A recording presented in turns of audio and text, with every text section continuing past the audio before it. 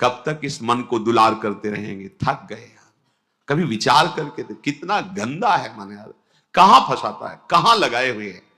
सोचो कहां लगाए हुए, कितनी भुलावे की खेल। ऐसे अभक्ष पदार्थ खवाता है, ऐसे अपेय पदार्थ पिलाता है, ऐसे अकृत्य कृत्य कराता है जिसे घृणा हो जाए।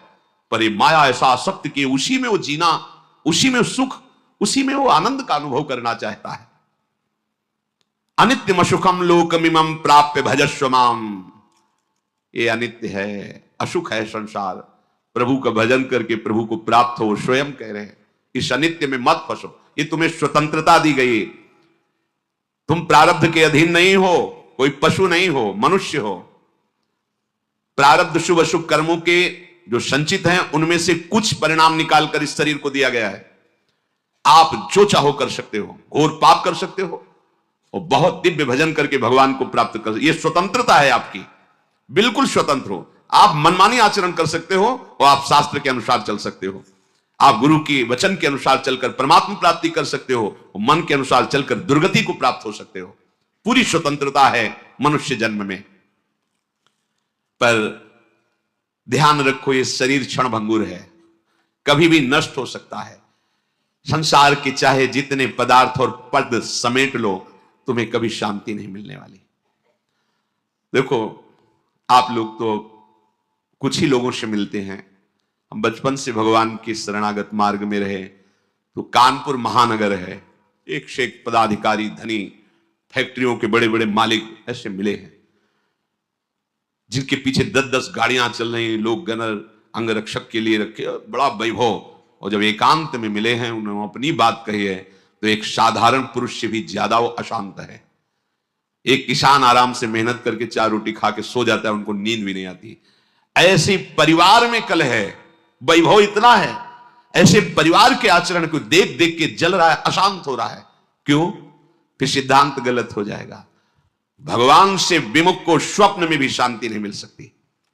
आप लोग तो अब आपके सामने जब उतरेंगे तो आपको तो लगेगा ही कि 10 गाड़ी पीछे चल रही। इनके एक मैदा फैक्ट्री के मालिक आते थे, इनके 10 मैदा फैक्ट्री थी, मतलब कैसी उनका वैभव। पर जब एकांत में बात करते तब हृदय यही कहता, ओहो, भगवान से विमुख होने के कारण देखो सब कुछ है लेकिन कुछ नहीं है। जिसे शांति कहते हैं, जिसे सुख कहते हैं, जिसे विश्राम कहते हैं, वो नहीं। भगवत भक्त जो भजन परायण है, चरित्र में देखा गया उनके पास सही वस्त्र भी नहीं, भोजन भी नहीं, और परमानंद में डूबे, परवाह, आनंद मगन, शांति। उनके हृदय में शांति क्या, उनके समीप पहुंच जाओ तो तुम शांत हो जाओगे। उनके दर्शन कर लो तो हृदय विश्राम मानने लगेगा। इसलिए तुम्हें यदि परमार्थ का, अध्यात्म का मार्ग मिल गया तो तुम बड़े भाग्यशाली हो। अब तुम्हें सावधानी ये रखनी कि मार्ग छूटने ना पावे। अध्यात्म मार्ग बहुत बड़ी कृपा से मिलता है। ये हम लोग अज्ञानी हैं, पाए रतन चीन्ह्यो नहीं, दीन्ह्यो करते डाल। ये माया श्री कृष्ण की मोहे सब संसार। दुख के समुद्र से निकलने का अवसर मिल गया है, सावधान हो जाओ। तुम्हें तृप्ति और बोध इसी अध्यात्म मार्ग में मिलेगा, केवल अध्यात्म मार्ग में मिलेगा, लोक में नहीं। अभी एक दिन एकांतिक में 20 वर्ष का नया बालक होगा, बड़े आर्त भाव से कह रहा था कि मेरी बड़ी दुर्दशा हो गई है, विक्षिप्त सा हो रहा हूं। मैंने ऐसी अपवित्र हस्त क्रिया की जिससे अपने ब्रह्मचर्य को नष्ट किया। आज हमारा जीवन ऐसा खोखला हो गया कि अंदर से अशांत, हर समय में बहुत कष्ट में रहता हूं, बहुत परेशान हूं, अब क्या करूं? सोचो, अभी 20 वर्ष की अवस्था, अभी तो यौवन का रंग आने वाला है और वो अपने आप को इस स्थिति में ले गया। अब क्या होगा? बस किस हेतु से गया वो ऐसी स्थिति में? एक जनेंद्री ने फंसा लिया कि इसके घर्षण में सुख है। स्थिति क्या हुई? पूरे जीवन की नींव नष्ट कर दी। सुख का और तृप्ति का एकमात्र उपाय अध्यात्म है। देखो, पूर्व इतिहास में शास्त्रों में पाया गया, चाहे राजा का राजकुमार हो या किसी गरीब का लड़का हो, दोनों गुरुकुल में एक समान रहते थे। गुरुकुल में 20 वर्ष 25 वर्ष तक शास्त्र शिक्षा, ब्रह्मचर्य, संयम, नियम, फिर अपने अपने अधिकारानुसार गृहस्थ धर्म या विरक्त धर्म का अनुसरण। तो गृहस्थ में भी रहते हुए महात्मा ही रहते थे, क्योंकि उनकी नींव बन गई है। आज हम सुख की लालसा से अपने को ऐसा नष्ट किए दे रहे, पर सुख अध्यात्म में है, इस दुखद संसार के मार्ग में नहीं। तृप्ति का बोध अध्यात्म में मिलेगा, भोगों में नहीं। खुल के समझ लीजिए। नए नए बच्चे हैं, सर्च करते हैं तो उनको ऐसे सूत्र हमें दिखाए। जब ब्रह्मचर्य के विषय में चर्चा हुई थी तब वो साइड में ये लोग पढ़े लिखे दिखाए कि देखो ये क्या बोल रहे हैं। वो बोल रहे हैं जब तुम्हें कोई फ्रस्ट्रेशन दो क्या आवे तब आप ऐसा कर लो, बड़ी शांति मिलेगी और आपका खून बढ़ेगा। नए नए बच्चों को लगा कि सुख भी मिलेगा और स्वास्थ्य भी बढ़ेगा और फ्रस्ट्रेशन भी जाएगा, मतलब लाभ है। सर्वनाश कर दिया इन अज्ञानी लोगों ने, सर्वनाश कर दिया। ये उन महात्माओं के वचन हैं जो जीवन में अनुभव किए हैं। जो विषयी पुरुष भोगों को सुख मानता है वो निर्णय कर सकता है जीवन उज्जवल कैसे बनेगा, बलवान कैसे बनेगा। बिना संयम के, बिना नियम के आज तक कोई बलवान बन पाया है? कैसी दुर्दशा बच्चों की हो रही। छोटे छोटे बच्चे जिनका भविष्य उज्जवल होना है, तेजस्वी होना है, जो हमारे देश के काम आवे, जो हमारे समाज के काम आवे, वो अपने शरीर की ऐसी दुर्दशा कर ली कि वो खुद जीने के लिए परेशान है। तुम्हारे समझ में नहीं है तो हमारे पास आते हैं तो बताते हैं नई नई अवस्था की। क्या हुआ? सुख की खोज गलत जगह। अध्यात्म में सुख है, सच्ची मानिए। ब्रह्मचर्य को महान आशीर्वाद है भगवान का।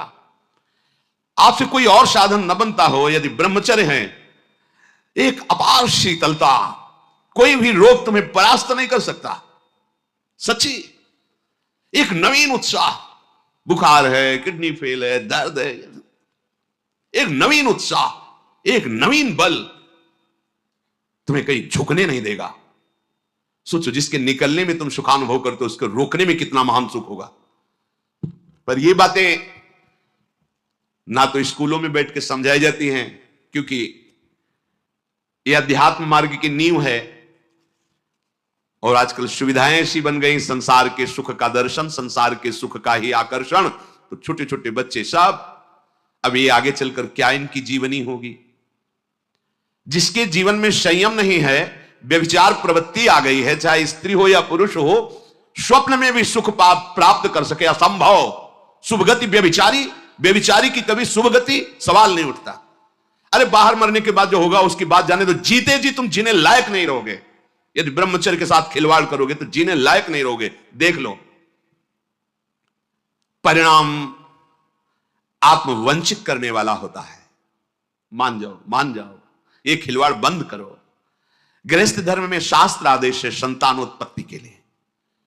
बार बार हम प्रार्थना करते हैं, यदि आप कुछ वर्ष ब्रह्मचर्य रहकर नाम जप करें, फिर संतानोत्पत्ति की सेवा, भगवान की सृष्टि वर्धक, तो आप देखेंगे आपका पुत्र तेजस्वी, बलवान, बुद्धिमान, धर्म का पालन करने वाला। जब आप ही बेविचारी हैं तो आपकी संतान क्या होगी? आप ही धर्म भ्रष्ट हैं तो आप क्या प्रकट करेंगे? जहां मां की महिमा का वर्णन किया जाता है कि पहला पद इस सृष्टि में सबसे बड़ा मां का है। एक सन्यासी भी जब मां को देखता है तो दंड सहित साष्टांग दंडवत करता है। पिता उसको साष्टांग दंडवत करता है, लेकिन मां को वो साष्टांग दंडवत। मां के सामने कोई दूसरा पद नहीं, सबसे पहला पद। जब हमारे पवित्र आचरण नहीं होंगे तो हम क्या अपने बच्चों को शिक्षा दे देंगे? क्या उनको आगे बढ़ाएंगे? अध्यात्म का परिचय ही नहीं तो हम क्या बताएंगे? भोगों में तृप्ति आज तक किसी को नहीं मिली, यही भगवत प्राप्ति में सबसे बड़ी बाधा है। ज्यों ज्यों तुम भोग भोगोगे वैसे वैसे भोग आसक्ति बढ़ती चली जाएगी। इसलिए संतों का अनुभव मान लो, विषयान विषवत त्यज्य, भोगों से डरो जैसे विष से डरा जाता है। देखो अज्ञान की वृत्ति, जैसे अपने लोग संत वेश में हैं, भगवत मार्ग के पथिक है, हमारे सामने मदिरा की बोतल रखी जाए तो कैसा? जानते नहीं मैं साधु हूं। और अगर भोग की बात हो तो कैसा? उत्तर अपने आप से ले लो, दूसरे के उत्तर देने की जरूरत नहीं। हमारे सामने मांस रखे तो कैसा? एकदम बिगड़ जाएंगे। त्याज्य घृणित वस्तु आसुरी भाव की हमारे सामने रखते हो। और अगर भोगों की बात आए तो क्या वैसे ही हमारे अंदर बात आती है? त्याज्य विषय को हमारे सामने चर्चा, अलम विषय वार्तया नरक कोटि विभत्सया, कैसा होता है? क्या हमारे सामने जो त्याज्य वस्तुएं आती हैं हम कभी उनको पाने की इच्छा भी करेंगे क्या? विष के समान हम मदिरा को देखेंगे, मांस को देखेंगे, तो उसी कोटि का है हमारे लिए वो भाव विषय भोगों का। उसको तो हम अलग करके देखते हैं, नहीं ये कैसे हम पी सकते हैं, कैसे दे? और वो बड़े शौक से हमारा मन राजी हो जाता है, नहीं ये भुलावा है, सावधान, एक ही कोटि है, एक ही लाइन में रखा गया है। यदि परमार्थ अध्यात्म के पथिक हो तो ऐसा नहीं। भोगों को संतों ने कहा यदि अध्यात्म मार्ग में चलना है तो विषयान विषवत त्यज्य। जैसे विष को हम खा नहीं सकते, चाहे सुंदर रबड़ी में डाल के दिया जाए या खीर में डाल के दिया जाए, कोई हमें कान में बता दे कि विष है, इसमें विष मिला है, बस अब हम खा नहीं सकते, चाहे हाथ जोड़े चाहे पैर जोड़े। गुरुजनों ने कहा कि विषय विष से भी बड़ा भयानक है, मत भोगना। फिर हम ये बात क्यों स्वीकार नहीं कर पाते? जैसे रबड़ी में बहुत रति है, पर आके कोई बता दे इसमें विष मिला है तो बिल्कुल नहीं खा सकते, जबरदस्ती खवाना चाहे तो नहीं खा सकते। पर विषय, शास्त्र और गुरुजन कह रहे हैं विषयान विषवत त्यज्य। विषय बड़ा भयंकर विषय, विष तो एक शरीर नष्ट करता है, विषय तो अनेक जन्मों तक संस्कार विषय के फैला देता है। फिर हम राजी क्यों हो जाते हैं? क्या बात है? क्या गुरुजनों के अनुभवों पर हमारा विश्वास नहीं, या हम अध्यात्म मार्ग के पथिक नहीं? वो चैप्टर ही हमारा नहीं है, हमारा मार्ग अध्यात्म मार्ग है। चाहे गृहस्थ हो चाहे विरक्त हो, एक पत्नी व्रत धारण करने वाला गृहस्थ ब्रह्मचारी ही माना जाता है। जो केवल संतानोत्पत्ति के लिए गृहस्थ क्रिया करता है उसे ब्रह्मचारी ही माना जाता है। नाम जप करते हुए अतिथि सेवा, परिवार का पोषण, वो साधु ही माना जाता है। हमारे मन में जो भोगों की स्फुरणा होती है उसके कई कारण होते हैं। एक तो होता है संचित पाप राशि जो पूर्व में जमा है, प्रायः इसी से भोग स्फुरणाएं होती है। दूसरा संग से होती है। आपकी पाप राशि से स्फुरणा ना हुई तो कोई भोगी पुरुष ऐसा मिला, परमाणु होते हैं। पूज्य श्रीधर बाबा की कुटिया में जब जाते थे, आप सच्ची मानिए, घुसते ही ऐसा लगता जैसे मशीन फिट कर दी गई हो, मंत्र एकदम रफ्तार से चल पड़ता। और जे 8 बजे रात्रि के जाते थे चरण चापने, जे ही उनके चरणों को स्पर्श करते ऐसा लगता हम किसी दिव्य भावलोक में बैठे हैं। क्यों?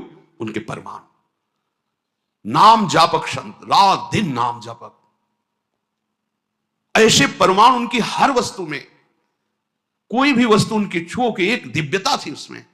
ऐसे ही जैसे वो रात दिन भजन में लगे तो उनकी हर वस्तु में परमाणु, ऐसे ही रात दिन जो भोगों में लगे उनकी हर वस्तु में भोग के परमाणु हैं। सावधान, उनके आसन पर बैठना, उनकी थाल में पाना, उनका स्पर्श होना, उनका संभाषण होना, उनसे मित्रता करके उनका चिंतन करना, ये भोगों को बढ़ावा देना होगा। इसी को विपरीत देखो संतों के प्रति, उनके समीप बैठना, उनका जूठन पाना, उनको देखना, उनसे संभाषण करना, भजन का बढ़ावा होगा। देख लेना, पूर्व संचित पापों से जो स्फुरणा होती है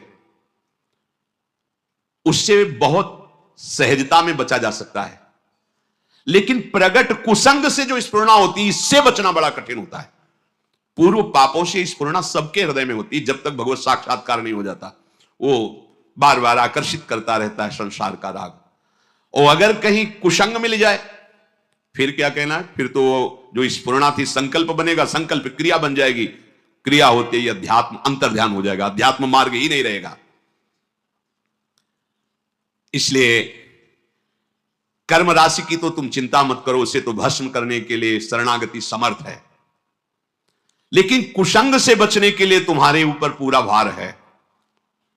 कुसंग से तुम बचो। बरुहल बास नरक करता था, दुष्ट संग जनि दे विधाता। गंगा किनारे भ्रमण जब कर रहे थे तो तरी घाट है, उसके आगे हम जा रहे थे। नया शरीर और वैराग्य, ना कमंडल, ना बिस्तर, ना कोई, भीषण सर्दी का समय। एक मार्किन नीचे पहने लाल रंग से गेरुआ, बस लंगोटी, और एक मार्किन बस ऊपर, कोई नहीं, कोई कमंडल नहीं, कुछ नहीं। रोम रोम हर समय सर्दी से व्याप्त रहता। भोजन की व्यवस्था जहां ठाकुर जी कर दें। तो माह के महीने में रामनगरिया लगती गंगा किनारे, जैसे माघ मास में वहां प्रयाग में, ऐसी जगह जगह मान लो 10,000 फिर 10,000, ऐसे 2-4 किलोमीटर ऐसे ऐसे नगर जैसे बन, रामनगरिया उनको कहते हैं। किनारे से चलने पर वो मिलते हैं। तो एक महात्मा जिनकी पोशाक बहुत अच्छी लग रहा था, सुविधाजनक जीवन है, वो देखा, बड़े बुजुर्ग अवस्था के थे। उनका, ए महात्मा, देखने से ही लग रहा है कि तुम गंगा की परिक्रमा दे रहे हो। उनका, परिक्रमा तो नहीं, पर गंगा किनारा ही हमारा जीवन है। बोले आओ 2-4 दिन रुक लो। पूरा रामनगरिया सब अलग अलग तंबू लगे, जैसे प्रयागराज में बड़ी व्यवस्था, बड़े ऊंचे ऊंचे ऐसे गद्दे और तंबू, क्योंकि बहुत सर्दी गंगा किनारे तो और पड़ती है। हमें भी लगा चलो संत भगवान 2-4 दिन के लिए कह रहे, रुक जाते। जो ही रुके, 12 बजे कितने प्रकार के भोजन, खीर, ये हो, जहां रोटी भी नसीब नहीं हुआ। तो कहा चलो भगवान की बड़ी कृपा, 2-4 दिन जो है दोपहर में पाया। रात्रि में उन्हीं के पास शयन किया, बड़ा तंबू था ऐसे वैसे। दूसरे दिन सुबह 8 बजे के करीब जलेबी का भंडारा था, फिर राजभोग अलग। खूब ऐसे पुण्यात्मा जन करते रहते हैं। पास में और भी ऐसे शिविर लगे थे उनके निज जनों के। तो उनमें से एक प्रणाम योगी है, वो जलेबी का भंडारा संतों के लिए वो स्वयं लेके आए, पवाया। और कुछ भी हमका भेंट लेते नहीं, और जलेबी प्रिय वस्तु, मीठा खूब अच्छे से। अच्छा, पहले ये था कि पता नहीं आज मिला है, कई दिन ना मिले, कभी गैस की गोली नहीं खानी पड़ी, चाहे जितना पालो, 2 दिन 4 दिन नहीं मिला, सब पच गया। अब जीव ही पा करके थोड़ा ही समय हुआ, पहले दिन का राजभोग, दूसरे दिन का ये बाल भोग जलेबी। वो जलेबी बाल भोग के राजभोग जैसा ही, गरम गरम जलेबी, जैसे नशा चढ़ता है ऐसे दिमाग में बस। तो उनमें एक बहुत सरल और वास्तविक साधु स्वभाव के थे, वो केवल सेवा में ही रहते थे महंत जी की। उनसे हमने पूछा, वह वृद्ध थे, हम कहा कल से आज तक हमारी भावना में बड़ा परिवर्तन हो गया। तो उनका, महाराज क्षमा करना, आप जिस मार्ग में चल रहे हो वो ये मार्ग नहीं है, वो ये मार्ग नहीं जो आप स्वीकार कर लिए। हम कहा अच्छा, तो सोचा 1-2 दिन। बोले नहीं महाराज, आप नहीं समझ रहे हो। और बताया कि जो जलेबी खवाई वो कैसे आचरण कैसा। बस कुछ उठाना धरना तो था नहीं, 2-3-4 दिन जहां भूखे रहे, अपने आप ठीक हो गया।